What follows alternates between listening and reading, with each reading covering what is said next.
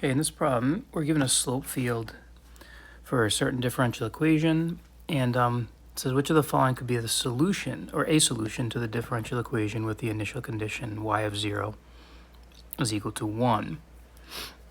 So, that would go through that point. So the thing here is you got to kind of try to match the curve, or take note of what these curves would look like and whether the slope field actually kind of captures that type of shape, that type of path. So I mean, our cosine graph does this and it repeats, right? So you would be, you'd be looking for that type of shape. This kind of looks like it's doing that, but not really, because there's no indication that the slopes are going to go up, like that. And in fact, they seem to be flattening out. So I'll erase that, but it's not that. 1 minus x squared. Again, 1 minus x squared is a parabola that opens down. So we would, if we were to sketch that in, none of the, at the beginning, at the top at least, it kind of looks like it's doing that, but then it's like tapering off, right? So more like a bell curve. So that's not this, it can't be this one.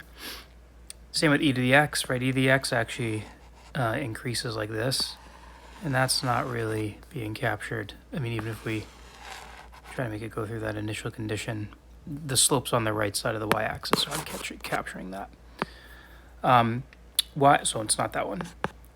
1 minus square root of 1 minus x squared, just note that you can't even plug in 2 in, right? This domain is -1 to 1. So we wouldn't expect any slope information beyond that.